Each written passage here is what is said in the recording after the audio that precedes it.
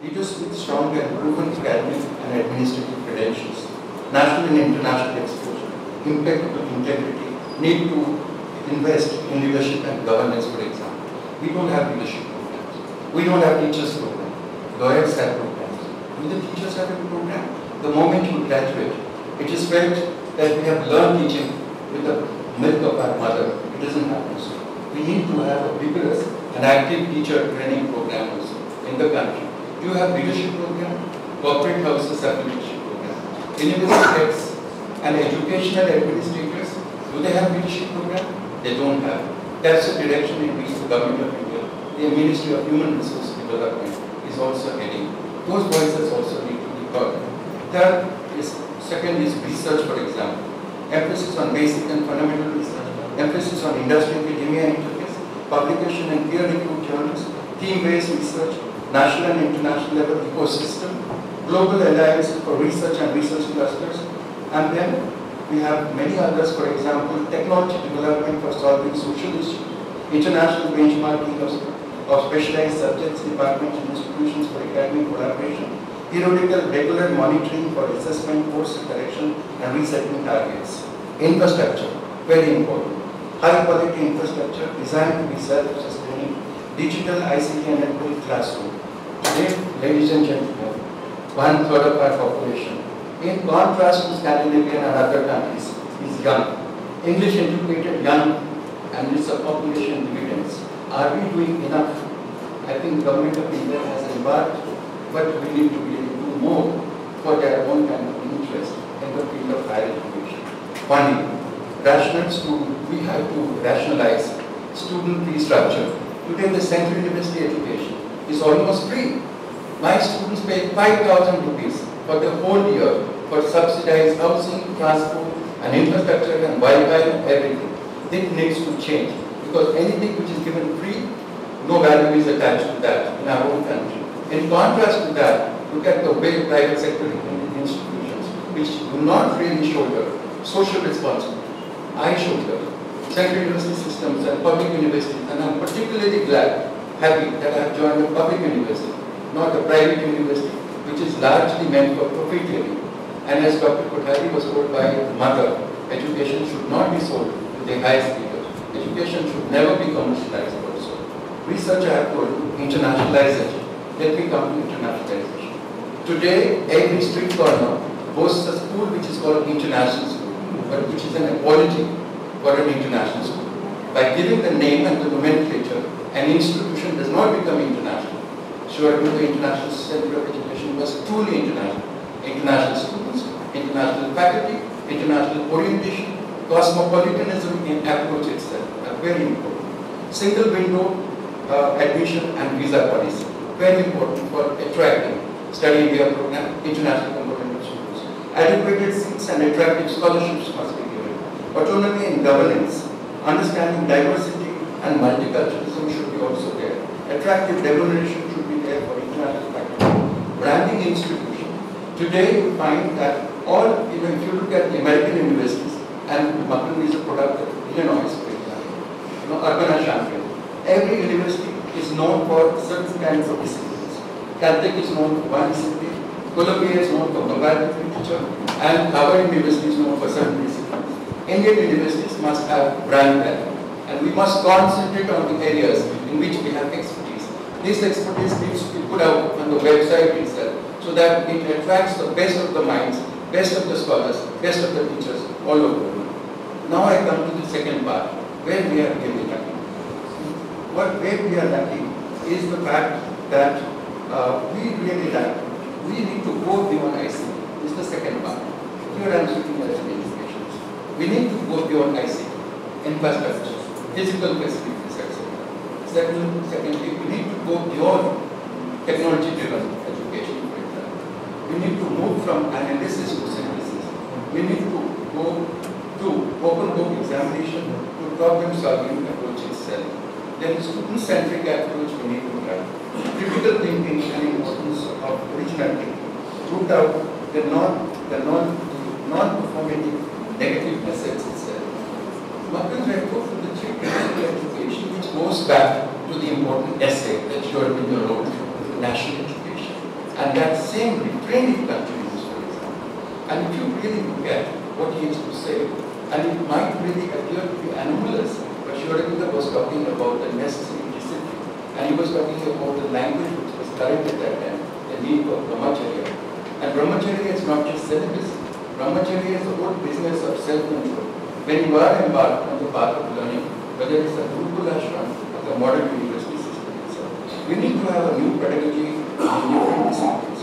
And we quickly away from memory power and rote learning, for example. We talk about interdisciplinary research, but where is the multidisciplinarity? Where is the interdisciplinarity?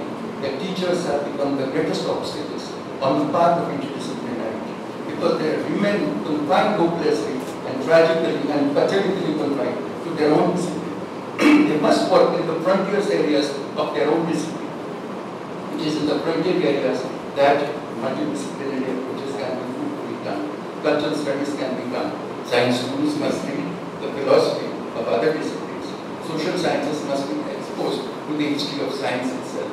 That's where the minds will germinate and true fecundity of ideas will germinate. And finally, the last point I want to make about when you go from 1899 to 1920, I'm afraid that it's not like carrying old to new castle. I myself, although I have read all the works of Sri Aurobindo, of late I have been reading what Sri Aurobindo wrote from 1899 to 1920.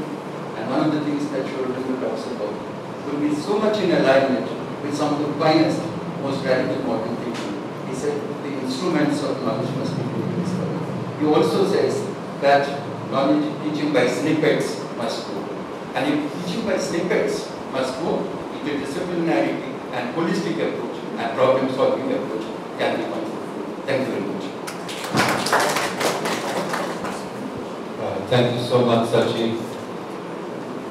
I know of our three distinguished panelists, only Matri has stuck to his 5 minutes. That shows ashram discipline. No, that shows my ignorance.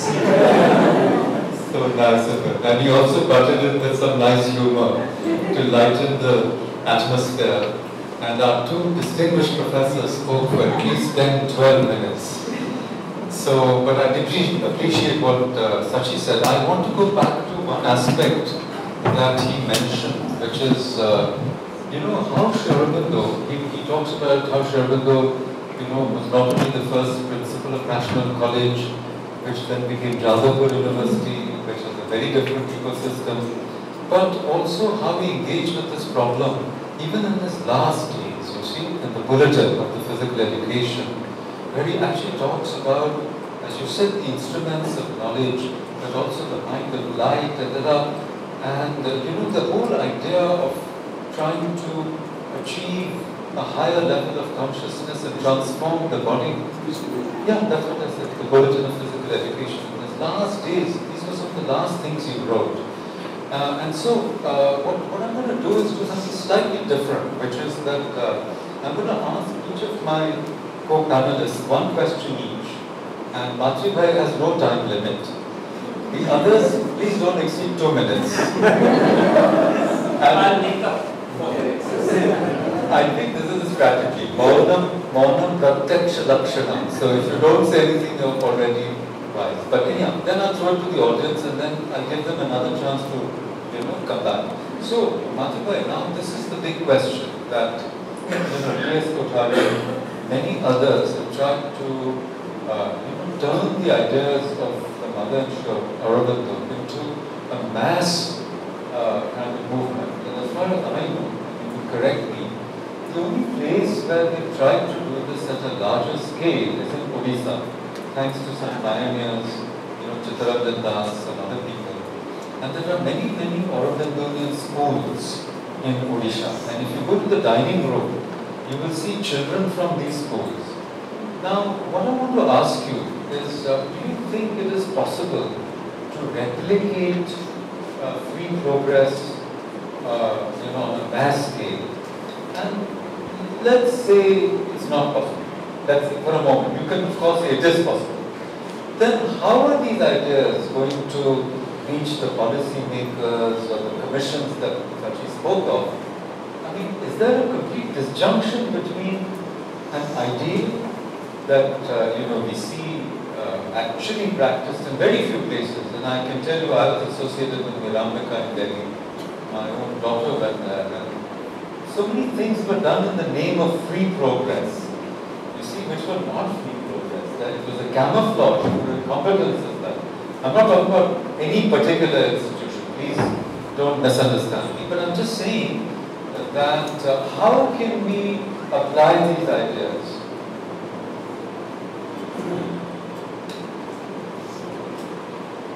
Let's never get deceived by labels. You may have a wonderful system of education and still not call it anything new. You may have the most outlandish names and repeat exactly what is being done by others.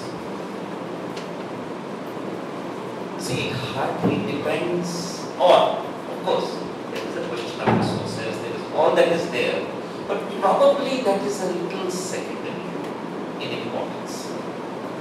When you want to have a good light, you don't start a conflagration. You light a few lamps. And you can repeat lighting different lamps. And whether the lamp will burn or not will depend upon the intrinsic luminosity that it can provide and whether it can be snuffed out by the winds of opposition that might come. That depends upon the strength of that lamp. One problem which we often have is that we think that there is one solution to all the problems. Probably there are as many solutions as there are problems. When somebody asked me about this education, that I want to do something similar, I said, I told them, please don't repeat it. You are in an environment in which you have your own constraints. If you try to do it mechanically, you yourself will get frustrated. I can't think of this particular format of education anywhere else in Bhopal or Ahmedabad or Chandigarh, etc. I'll give you a very personal example. I had a professor of philosophy, which for me was deeply inspiring. Actually, most of our classes, when I look back, were on the footpath.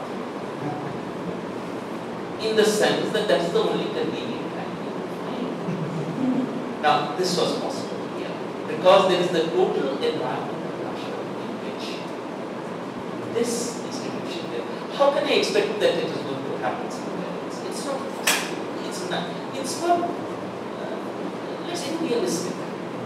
But you can still do something. And I'll again give a real life example. I know of a professor of physics, quite been seeing for last few decades. What he did was this. He told all the students, he let it be known to the students.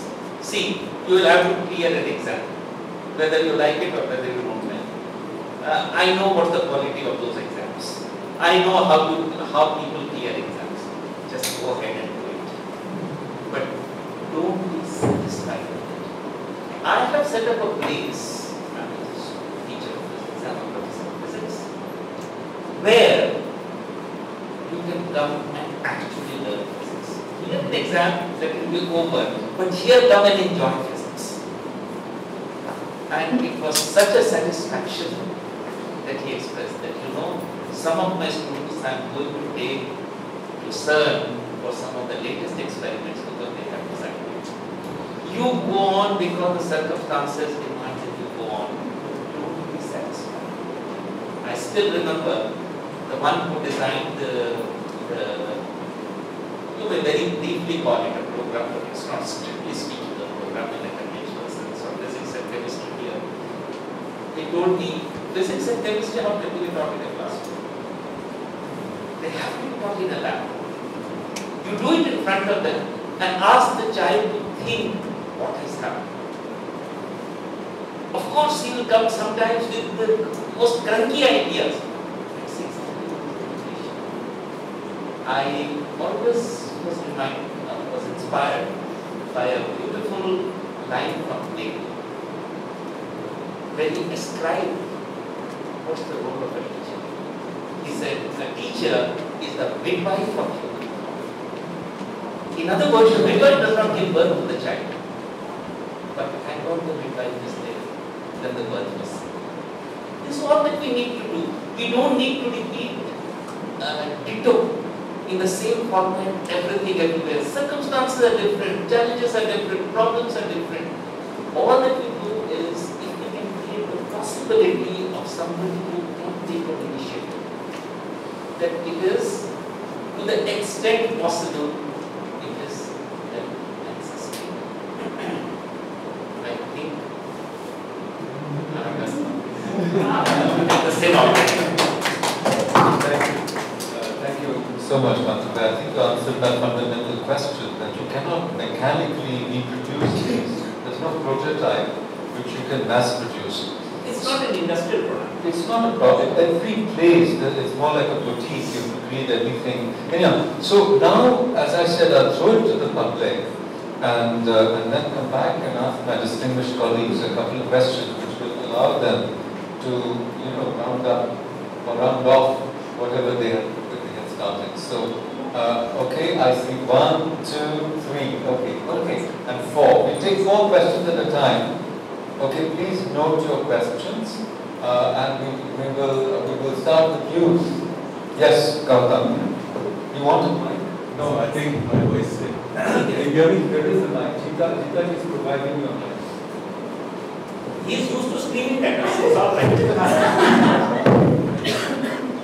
So, Matri, maybe the ashram infrastructure, the ashram ecosystem cannot be replicated elsewhere, taking all the constraints into account.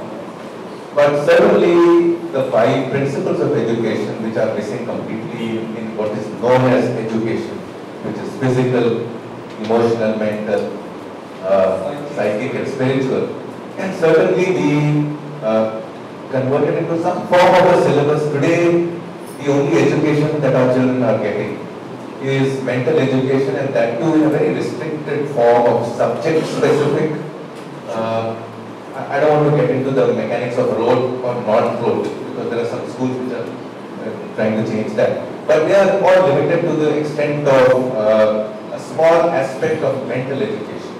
In the Paranjape, which is for which we are all here, I think it's very pertinent to point out now those 3 principles that Makarand mentioned: near to far, student can't teach anything, and mind has to be consulted.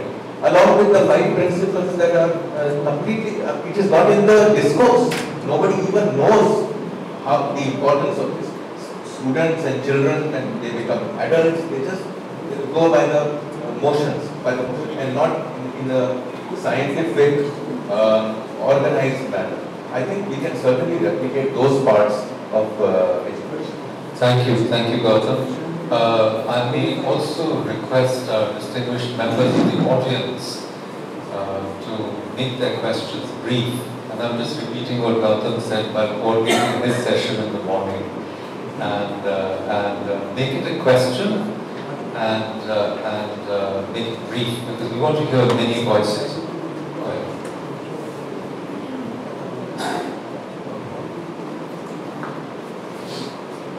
We have discussed Just a question. So we have discussed about the ideas of education, of improvement. But what about the medium of education? Why are we teaching our students English as a medium of education, technical, science? So the moment we can get mother tongues, Kannada, Tamil, Punjabi, Gujarati, maybe that is the solution. I don't talk about it. Thank you so much. I think that is also covered in the idea from the near to the far. But we'll come back to, we are going to take 4 questions. We'll take 2. Yogini ji, I'm going by the hands I saw. I'm so sorry. Well, you're there, but 1 second. Yes. Excellent session, Professor Paranjape. I'm Dr. Deshpande. Right now I'm not in the academia, at one point I was.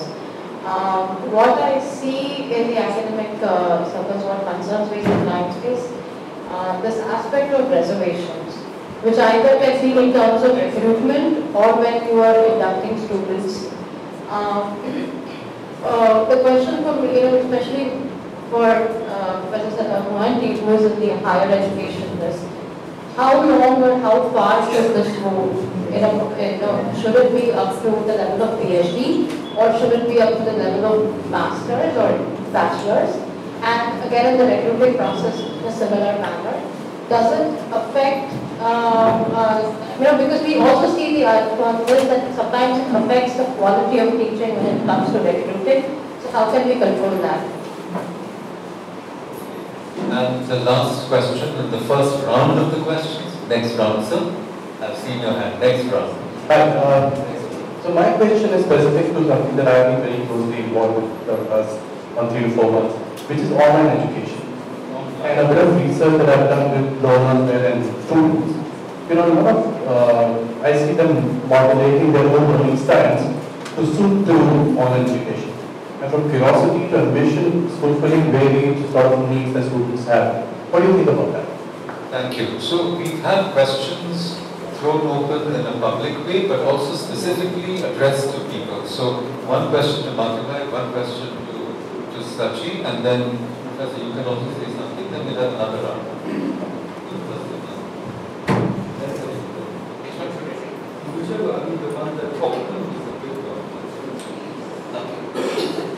I think I'll go for yours. The language of instruction. See, we somehow have this wrong notion that either you know the mother tongue or you know English or you know something else. Those who develop the skill in language know all the languages. What requires to be done is that your mind is attuned to, is sensitive to the fact that you can start with words. That it is subtle enough to see that a sequence of words has shapes of meaning. Once that capacity has been there, you can take any language and it can be done. In fact, not any language.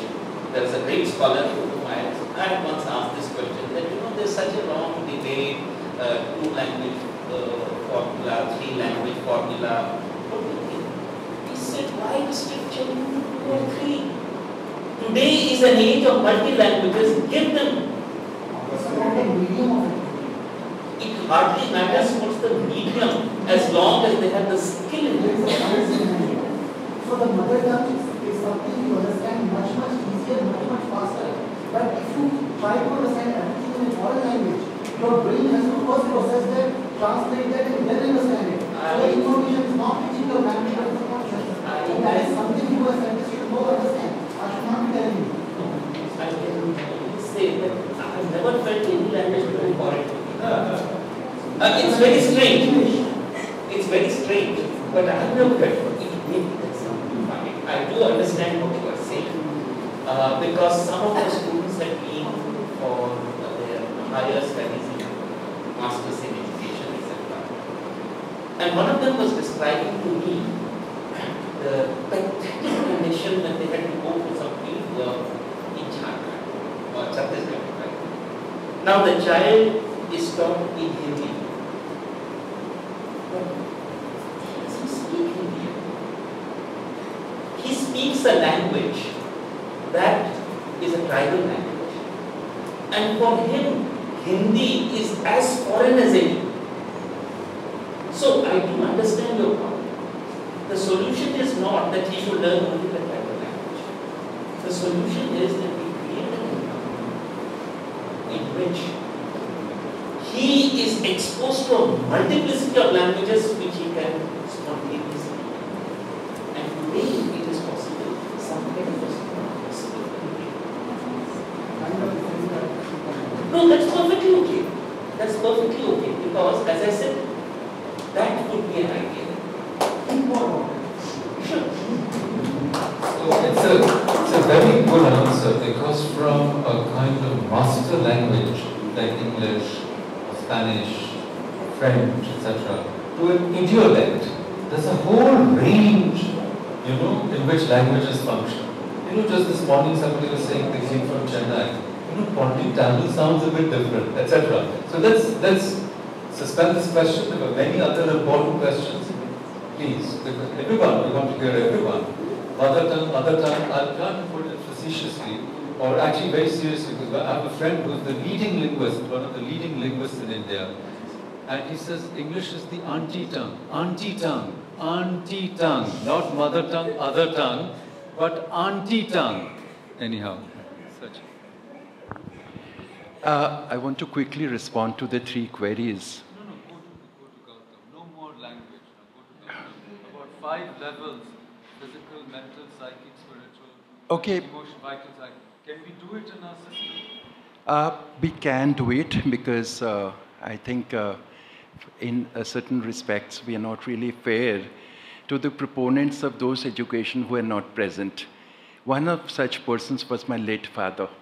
He gave his best, like others also, in Bhubaneswar, the Institute of Integral Education. And it was founded by a body called New Life Education Trust. I think what was attempted, to be fair to them, was creative assimilation. It was not a mechanical transplantation of one experiment in Orissa. I think diversity was recognized.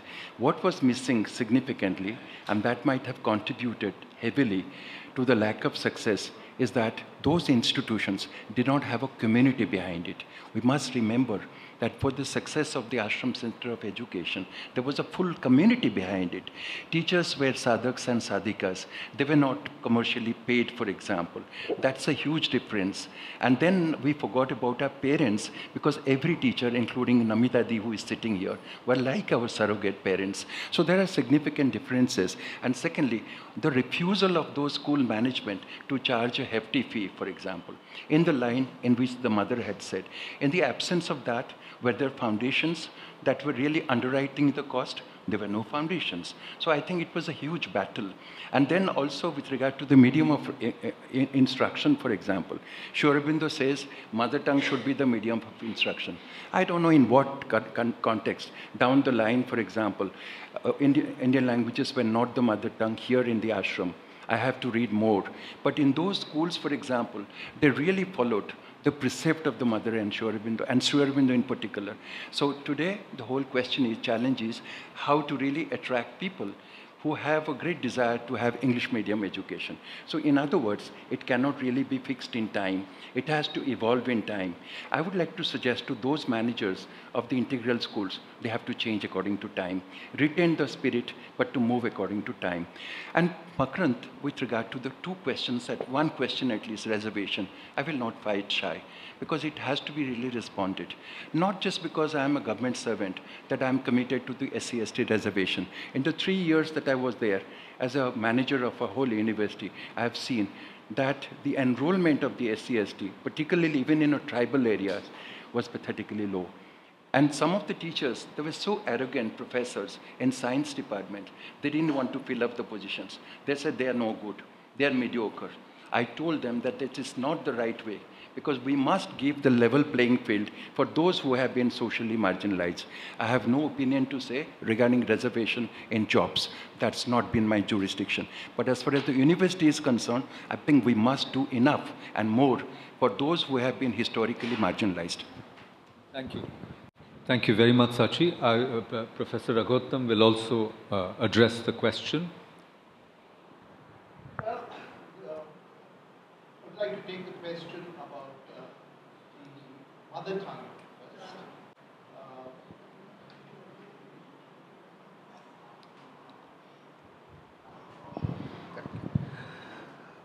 Now, this concept of mother tongue, I think, is of very recent vintage, because if we look back through our history, the curriculum was constructed around certain languages.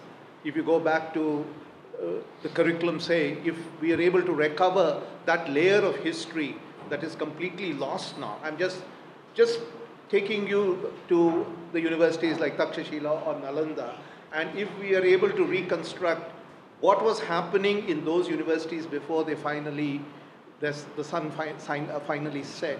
I don't think the education would have been in the mother tongue. It would have been in Sanskrit, probably, or in Pali. So the concept of mother tongue education, I think, is a very recent vintage, and I think I should leave it at that. It's a very recent vintage, because even these languages that we call mother tongue have evolved probably over the last 3 or 4 centuries. I mean, I know that it's very difficult for us to accept that reality today, but that is a fact. I will correct you with that. I agree. No, that's not a matter of correction. It's a matter of historical record. No cross-talk. No cross-talk. It's a historical record. So I would say that if we want a level playing field for all our citizens, it should be in a language in which modern thought, literature, and their own personality can flower. And I think we have no hesitation in saying what that language could be. It should be a modern language, a vibrant language, and a language in which a child or a student can access knowledge and skills. That should be our aim. We cannot put the horse before the cart and say that it is... Excuse me, sir. Please, there are many other people. I have said as far as I can say. I think you can...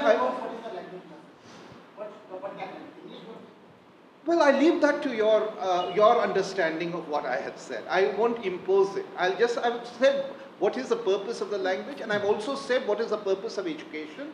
And if a language can address these two, okay for me. But if it cannot, then I'm sure if a student is forced to learn in that language, I think we are doing disservice. So I don't want to argue on the mother tongue territory, because that is a highly politicized territory. I want to address the learner from the learner's point of view. See, thank you, sir, please restrain yourself, please, sir, please. No, it's important to you. People have other important things. Thank you.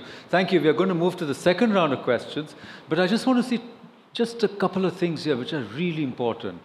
I think what we've heard from both our distinguished speakers, they took on very controversial questions, reservation and mother tongue. The really important thing is not to retreat from a highly politicized space in which, an emotional space, one minute, in which these questions are discussed, and focus on the learner and focus on outcomes. And nobody's answered Gautam's question, so I'll try to answer it. What was yours? Online. I'll try to address that, please.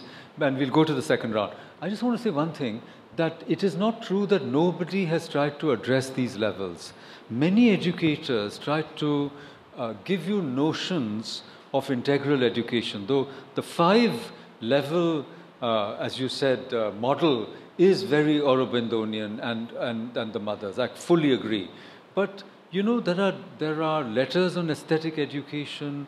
People thought that without training of the emotions, Tagore did it. So many have thought of addressing the entire human person when you want to educate them. But I completely agree that modern education, which goes back in a way to the Weimar Republic, has been, mechanical and democracy, etc. So the curriculum has been rigid, and it's been, as you said, mental. And there's another meaning of the word mental, you see, because it turns us all, So I completely agree with you. Now, how do you do it in a large scale? And I think too much government intervention, making policy after policy and not implementing it is one of the problems. Now, online is the way to go now, because you see, in many universities abroad, the teachers are not purveyors of information anymore. Most of our teaching still is about information.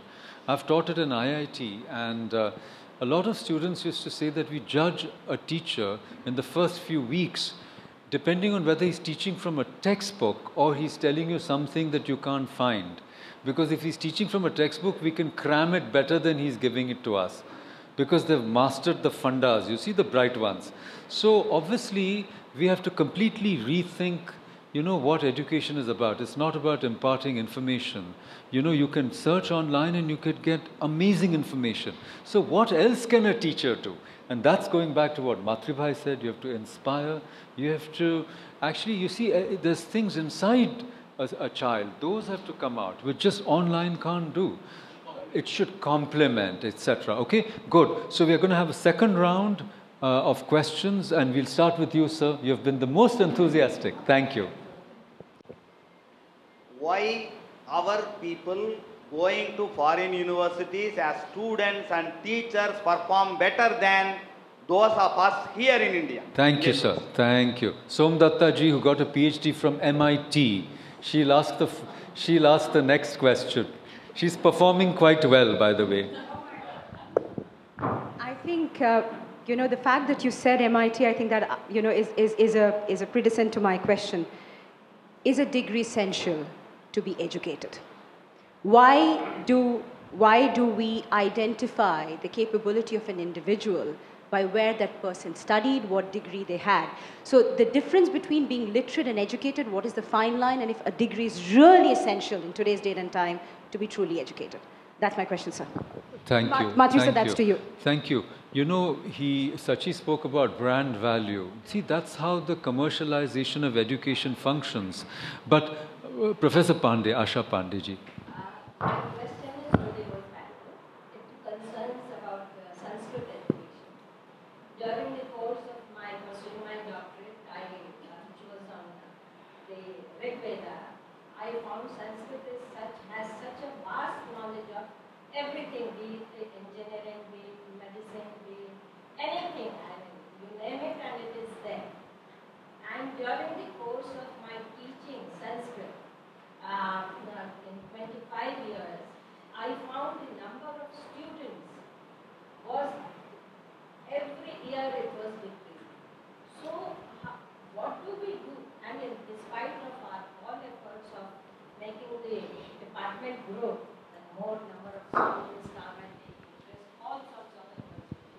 But, I mean, the result was not very good.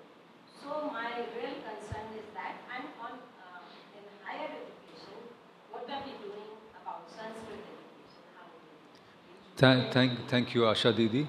No, there's only one gentleman, he'll have one question, but I just want to make a little quip. You know, the paradox of Sanskrit is the number of students is decreasing, but the number of universities is increasing. My name is Devanathan. 52 universities or institutions dedicated to Sanskrit now in India. 52. My name is Devanathan. I'm an activist. So this is regarding primary school education. You know, whatever ideas come up in the society or by means of a commission or committees can go into practicality only by means of a legislation in our constitutional system. And the latest thing is the Right to Education Act, free and compulsory, which came out in 2009. And it is going to be around 10 years. And most of us know the level to which there are a lot of good features in the Act, to my own perception, and to what extent you know how it's being applied. I'd like to know, like, the huge discussions that are taking place. So even the legislations are not being implemented, okay, what has been legislated. So what will be the cause of the discussions that happens all around? Thank you so much. I think we are closing the questions now, and all the panelists will get just 2 minutes, please, because I want to ask each of you a question. So just take 2 minutes. I want to respond to this question as to why Indian students who go abroad do so exceedingly well, but not in our own country. Autobiographically speaking, the two best institutions that I have gone to in my life, they sure have been the International Center of Education. The foundational values and the best of the education in the whole world I received here. Secondly, 1990, when I got the Fulbright Program Award, Fulbright Fellow, all doors open. The Indian system, barring the centers like the Ashram School, is based on what should not be given, how to hinder, how to create obstacles. It is based on a culture of suspicion, whereas there is a culture of professionalism and trust. When I went there, I had a room in Texas, Austin, telephone there. You can call anybody in North America, no question asked. Canada included, for example. And any work also which you want to really transcribe or photocopy, done. You simply go to the photocopy machine, do it. And I think one of the running battles that I'm having, not to be quoted, is with my own administration. Because the whole approach is what cannot be given. Nahi milega. Ye aao, wo aao, 10 times you make them run. How can what be done? I think we need to facilitate. And if we need the Indian university system as to facilitate, we have to really assimilate some of the best professional values from abroad, from America. And I think Makarand has been a recipient of that kind of an education in Urbana-Champaign in Illinois. He will agree with me. Not everything about the West is absolutely idyllic, but there are many aspects, professional aspects, which we need to really implement in our own context. That's one. Thank you. Thank you, Sachi. Professor. I would say that education is too important to be left to educators. Like Napoleon had said, that war is too important to be left to generals. Education is too important to be left only to educators for two reasons. One, we take too narrow a view of education and outcomes, and that would lead to government funding, curriculum, etc., policies, etc. The second reason, and more, is that education in a developing society like us is essentially to cater to the job market. And both these, inhibit the inherent curiosity that a learner has to discover himself or herself. Education is for self-discovery, and I think that is where the great experiments of Jiddu Krishnamurti or Sri Aurobindo have relevance. And that cannot, in my understanding, it cannot be replicated on a scale that is national or even regional. It cannot be, because the amount of thought, the amount of commitment, and amount of energy that this kind of enterprise requires is something that is beyond what a state can garner or what we can get from society. So these are exceptions. I think we should disabuse ourselves of this idea that this excellent education can be made available across for all. Education, it's not. It is specific. That's one. Now coming to the idea of online education, I am a great admirer, proponent of the MOOCs way of doing higher education for a number of reasons. One, you cannot, the student population is increasing and you cannot build universities to keep pace with the student population. So you need to explore other avenues by which education can reach out to the growing population. And I think, and I have seen, if you go even to, if I want to, I like to give the example that if you want to learn with Professor Makarand, Paranjape or with Mohanty, you have to go to their classroom. But now you can learn online. And I think this government, through the Swayam program has taken a giant step towards online education. But of course, it is in early days yet. There is, we don't know how far it can go. The number of programs that are being offered in the MOOCs platform is still rather limited, but I can say that having implemented some of them in my own university, I think we are seeing a great beginning in this. So I agree with you, sir, that the MOOCs probably is a way forward. Where it would lead is still we can't say, but I think we have made a beginning, a good beginning. Thank you. Professor Paranjape, just one sentence can I say? One sentence. What choice do I have? You can say no.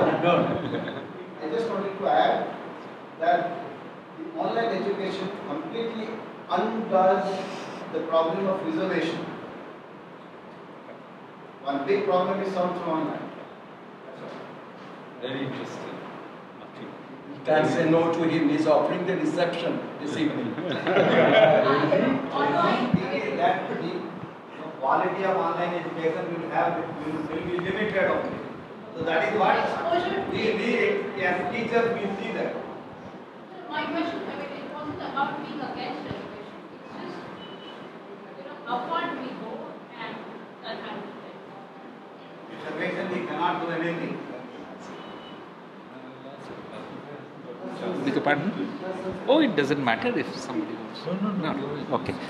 Okay, I think I'll touch upon all three. I don't care whether it is online or offline as long as I'm learning. That's the first thing.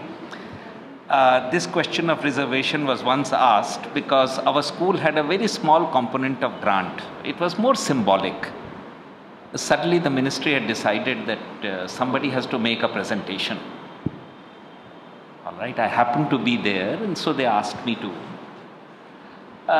The Joint Secretary was quite convinced that this is a wonderful institution. I said, I don't see anything that I have to say. Everything is there in the file. What's it for me to say? Anyway, at the end, one of the persons had asked, what's your reservation policy? Well, I told him, we have a very simple reservation policy. Nobody knows to which caste he belongs here. And he couldn't take it. I said, no, I mean it. I mean it.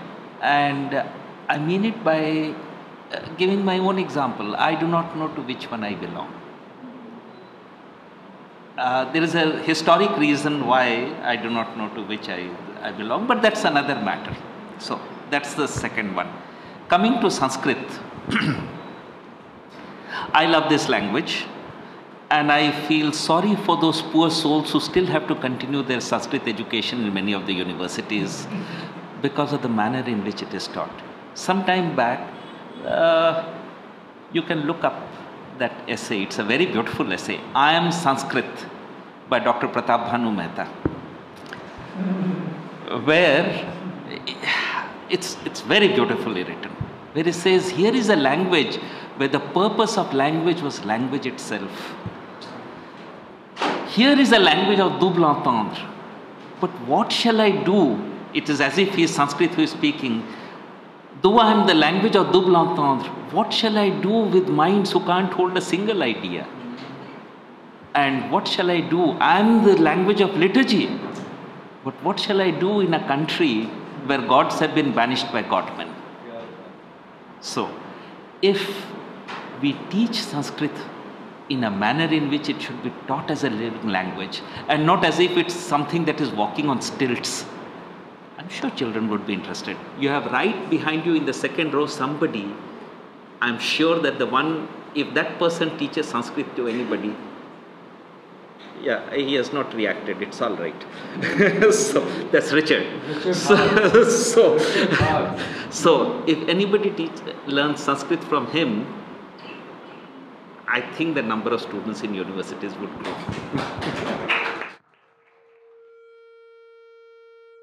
I think that is our signal to wind up. And Jita said that, I'm going to warn you when it's 5 minutes. I said, don't worry, I'll keep time. So I'm going to excuse myself from asking my very pertinent questions to my co-panelists, because we've actually run out of time. And I have to make a couple of announcements. But I just want to end by a very important sort of, should I say, point for reflection. Speaking about Austin and the university, there's a very important museum there, museum and library. Not just the Ransom Center where I was working, but the LBJ, Presidential Library and Museum. You know, LBJ stands for, as everybody knows, Lyndon Baines Johnson, right? And the Johnson era is known for many different things, including, how he became president, Kennedy was shot, but Vietnam, the protests against Vietnam and the suppression of information which came out in the papers, the secret papers were leaked. It was also known for the civil rights movement when the laws of America were changed. But one of the things we don't know is that at the time when Johnson took over, 30% of Americans were under the poverty line. And more than 25% did not, not more than 25% had a high school education. The statistics are stunning. I actually took a photo of that slide. And in 10 years, the United States changed. So it was a far more unequal and stratified society, not to speak of a segregated society, And all of that changed in about a decade.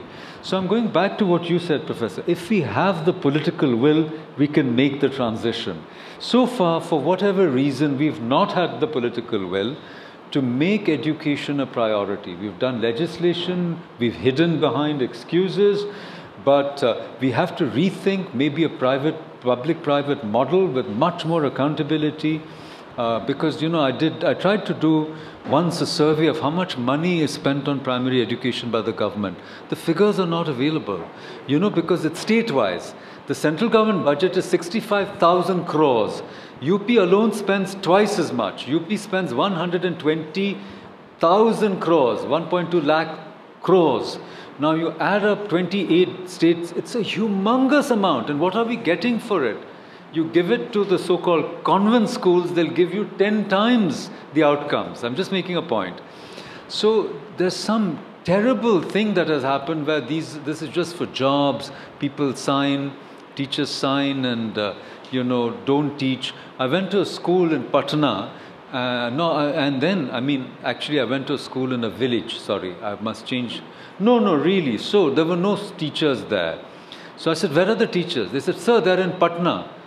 So I said, why are they in Patna when the school is here? No, they're getting government scales so they can afford to stay in Patna. Then I said, they can afford to stay in Patna, but who will teach in these schools?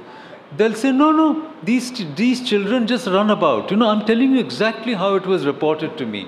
So, you know, the extent of our crisis is really phenomenal. So anyhow, thank you all for coming to this session, and let us all hope that we can make things a little better, because as Matri Bhai said, we have to light these lamps, you know, and maybe you know, it'll be a kind of fight against darkness and the light may spread. Thank you so much. Thank you.